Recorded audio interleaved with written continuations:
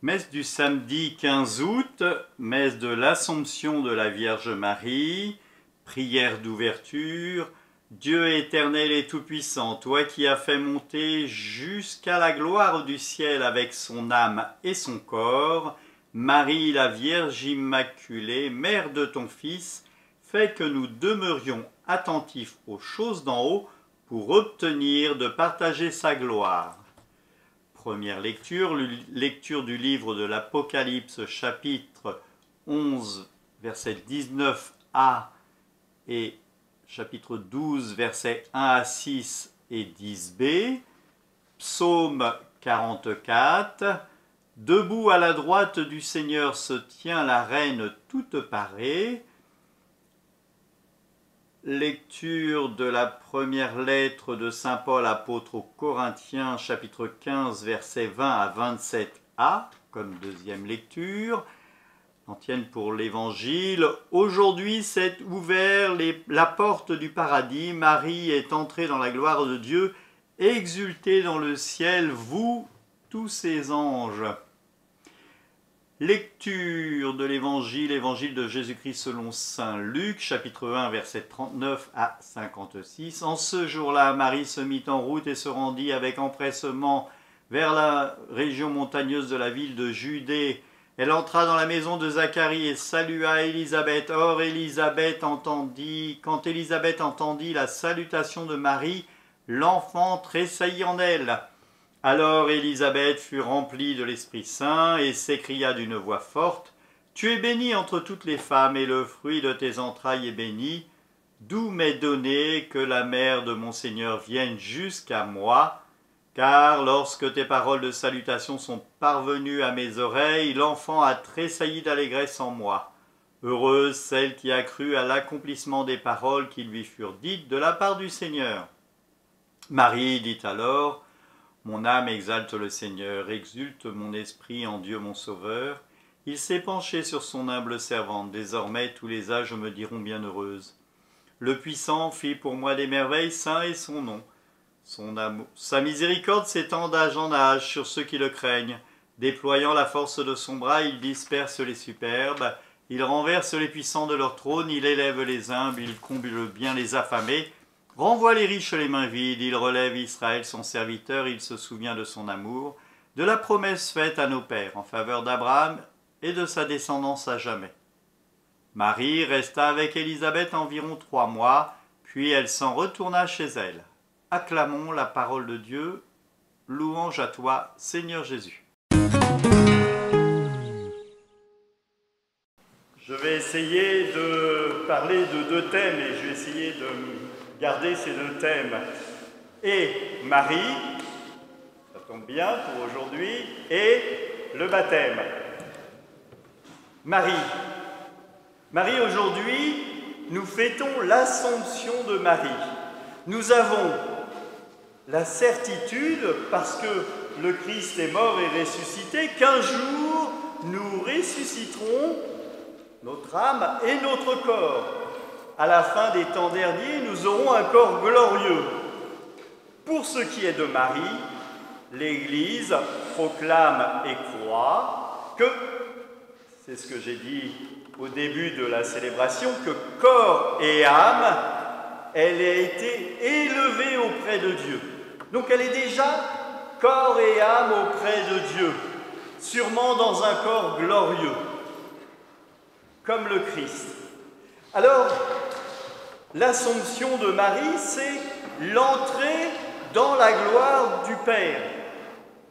Et Marie, qui a été choisie, c'est pour ça que nous prenons ces textes, elle a été choisie par l'ange, par Dieu, et l'ange a fait cette annonce, et comme toute femme, lorsqu'elle a été choisie et qu'elle a senti en elle la présence de l'enfant, eh bien, elle s'est empressée d'aller voir sa cousine Élisabeth.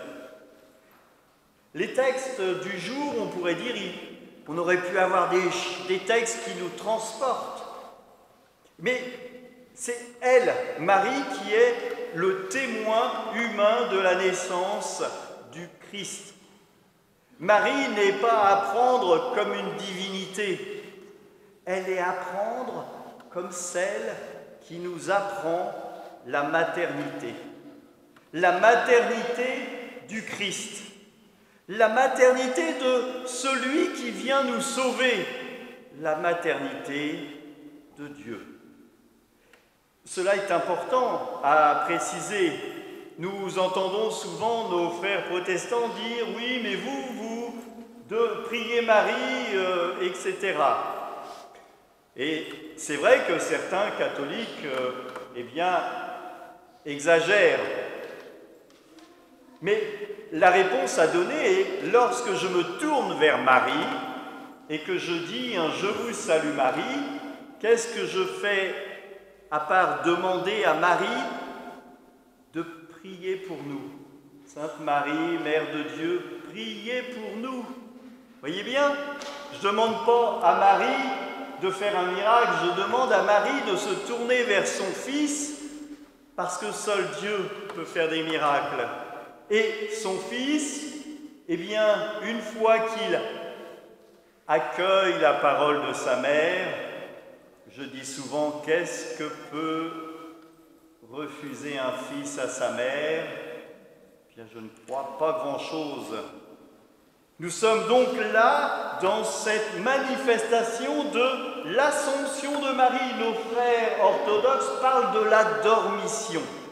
Marie s'endort et est élevée au ciel auprès du Père.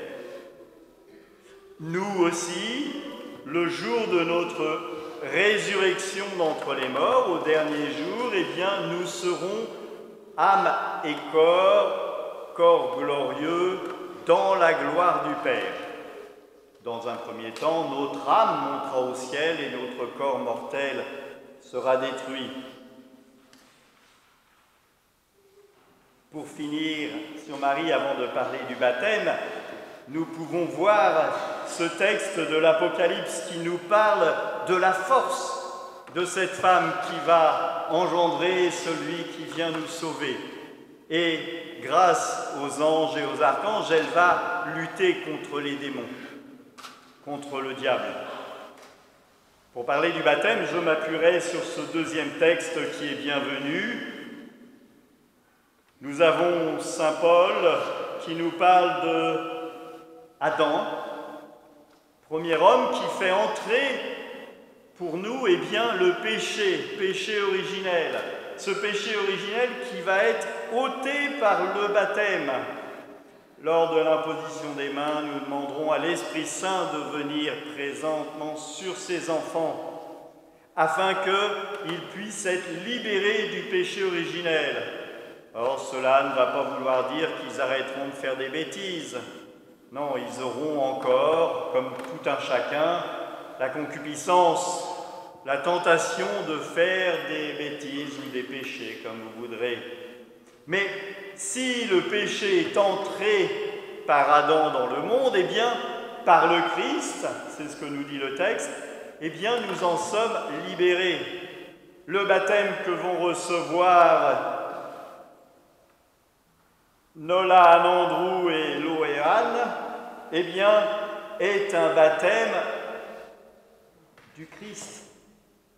Chrétiens, je vais les baptiser non pas seulement au nom du Christ, non pas seulement au nom de l'Esprit, non pas seulement au nom de Dieu, mais je vais les baptiser au nom du Père, au nom du Fils et du Saint-Esprit. C'est un baptême chrétien que vous allez recevoir. Et ce baptême, il va tout changer dans votre vie, puisque vous entrez dans la famille des chrétiens. Cela ne veut pas dire que si je ne suis pas chrétien, je suis mauvais. Cela ne veut pas dire que si je ne suis pas chrétien, je ne peux pas faire des choses bonnes. Mais si je ne suis pas baptisé, je ne suis pas chrétien. Et donc, la relation, l'Esprit Saint que vous allez recevoir aujourd'hui, vous permet d'entrer en relation avec Dieu, de prier. Et donc, Andrew, il va falloir, toi qui es grand déjà, commencer à prier si ce n'est pas déjà fait, mais continuer de prier de temps en temps. Juste merci quand tu es content. Et demander au Seigneur de t'accompagner quand tu es un peu plus triste.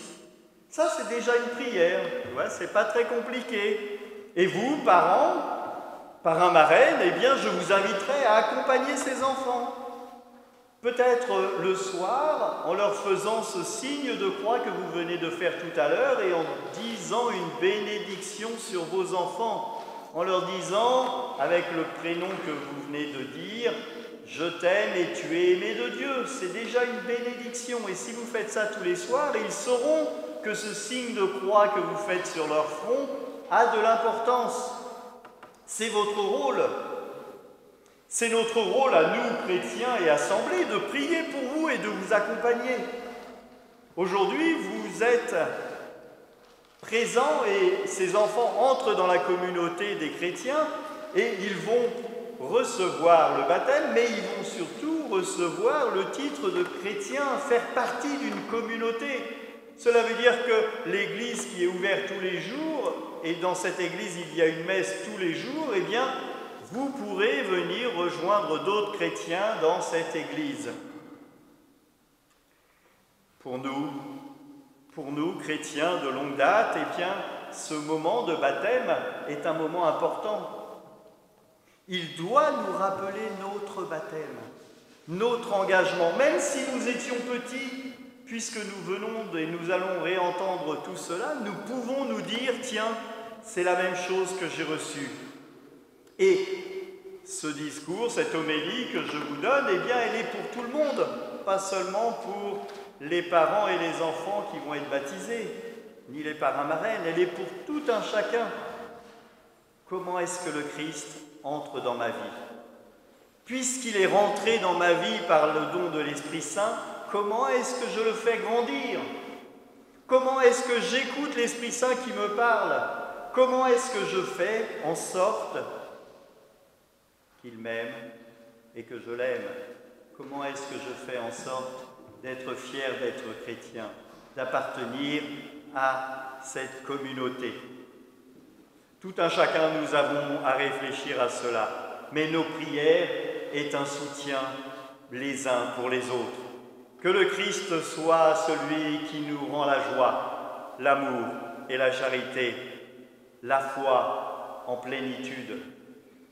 Que l'Esprit Saint que nous allons invoquer soit celui qui nous donne cette force. Et que Dieu Tout-Puissant nous bénisse tous et que nous sachions reconnaître tout son amour. Amen. En ce jour de l'Assomption de Marie, n'hésitons pas à nous tourner vers Marie pour lui demander d'intercéder pour nous. Que Dieu Tout-Puissant vous bénisse tous, Père, Fils et Saint-Esprit. Amen.